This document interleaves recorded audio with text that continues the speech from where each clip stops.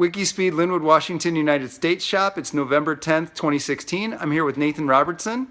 And today, together, Nathan did some website awesome.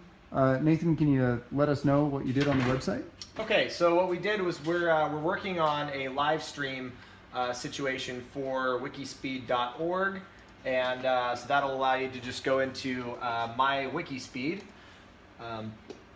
and once you're there, you should be able to join the live stream directly from there. So we're trying to get this live stream situation figured out so that we can broadcast live to the world, as well as allow our members to log in and comment and chime in. So it'd be an always-on video chat. Always on. Well, you can always opt in, right? So whoever's in the world anytime. And then every Thursday at 6 p.m. Pacific, currently, is when the team schedules to be there. So you can see he's made a join the meeting link. Nathan, this is rad. And so once you're here, and here it is. We're live streaming. This is us in the shop. That's my back looking at Nathan right now. Let's see. We're hangouts. Hey, look. Wait. There we are. We're in the chat room. This is the replay from earlier. Oh yeah. Yeah. So this is the replay from earlier. So that's the cool thing. The official stand-up meetings that people might want to view later in another time zone can also be archived. Right, and this has a DVR effect, if you will. So it allows you to play up to 8 hours of pre-recorded stuff. So I think realistically moving forward, as we start to get more and more tech savvy, I think it would behoove our teams to begin doing their own stand-ups, sorry, not stand-ups, but their own recaps of the build parties in this fashion. So you live stream it through this account, and that way we're all on the same page all the time. Yeah, all you need is something with internet access and a camera, and you log in through my Wikispeed camera, and the site would handle the rest. And it's got a prototype of it functioning now. Nathan, what else did you do digitally today? That's the one I saw. Was there something else? Digitally, I did do some research on how to decrease site latency. We do have a couple things on our list. Compression's one of them. I'm reliably informed that we have a badass SEO guru that we're going to be handing off that. You've got her contact information, right? Lee Kelly? Lee Kelly. Yeah. If you're hearing this, we need you. Yep. She's saying, Nathan, help me log in. She was saying that already. Was she? Oh, yes. Sorry. She's ready. No, we just need to missed some mail. It happens. Rock. So that happened, and life is getting even gooder. Yes. Here also, Nathan and I pointed the front wheel straight. This is service pack installed on suspension V31, which if it works, we'll call it V35. That would be the next number available in order. So they're pointed optically straight. We adjusted the tie rods, these telescope in and out to handle different suspension settings, and then tighten them down, which actually works beautifully. And pinch those both. Then we tapped 3/8 holes, so we could use a standard 3/8 fastener, and anchored the brake line here. Now, a standard brake line clip is actually just a little too thick, or really our bracket is just a little too thick, so we haven't solved it yet. I think we're going to use baling wires, what Nathan suggested, and that'll probably work in the short term. I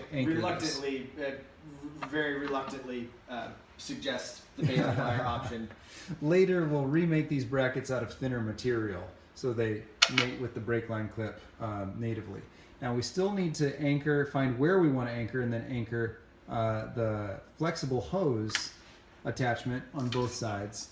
Nathan and I took off the bumper so that we could access the brake stuff more easily. So the suspension is true and rolling right now, but we'd like to anchor the flexible hose such that the wheels turn to full turn and don't stretch the hose. And then take this car out, roll it around, drive it around a little bit, see how it handles with the suspension. If we like it, this will then become the suspension of record. It's the lightest and cheapest of all of them by a long shot. And it has fully adjustable Ackerman, toe, camber, caster, and like all Wikispeed cars, wheelbase and track. So that's every dimension you'd want. You can adjust it without having to make any new parts. It's all right in there. And it's cheap and easy to work with. So we need to see if it has any critical bugs before we just start sending it off to everybody. So that's why we have one test instance. Inexpensive. Cheap denotes poor quality. Well, TBD, we haven't gone through full bug testing, but we'll see. Inexpensive. Also, earlier this sprint, William Newing and I took the front suspension and disassembled them to pack to bring to Germany to work with Wikispeed DE there. And Erica and Matt, Kung Fu buddies of mine, they took off all 4 suspensions because they're awesome. And we then disassembled the front, William and I, and put those into suitcases. Those are my check bags to go to Germany. FYI, it turns out these suspensions are each basically 45 pounds. Straight up 45 pounds. Now these new suspensions are lighter. So I'm excited to see where that goes. And one day we'll have much lighter rotors, and that's where the majority of our weight is now. The rotors and the bearings and the hub carriers, the only OEM components left, and the brake calipers are by far and away the majority of our weight. But we'll get there. Nathan, if someone somewhere in the world was doing what we did today, what tip would you give them so they could have more fun doing it and be faster at it? Get yourself some track time. Absolutely. If you can find any way to get to the track, that will give you an instant appreciation for what you're doing and what you're building, and not only just providing the world with an open source platform of fun, fast, reliable cars that they can build themselves, but man, you will absolutely blow your own socks off. It is an incredible guttural experience.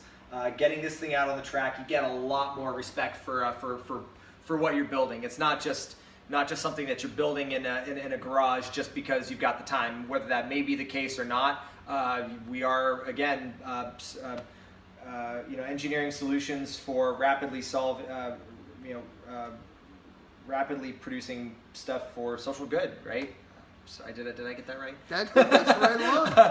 Rapidly solving problems for social good. Yeah, that. And, let's do that. And so I think, but you can have your cake and eat it too, and you can have a lot of fun with this. And man, even with the motors these things have, it's just so wicked fast. It's impressive. Not that that's something that we didn't know, but I would say that's my one tip. Get yourself a little bit of track time.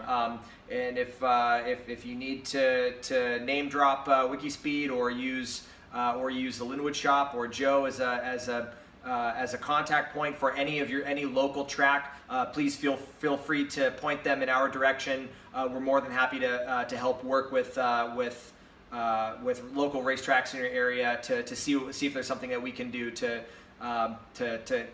get you guys the track time that you need. You got to test this stuff out. It's critical, and it'll put a big smile on your face too. Let's be explicitly gender neutral. Guys and gals. Guys and gals. Good call. Thank you. People. Yeah. People.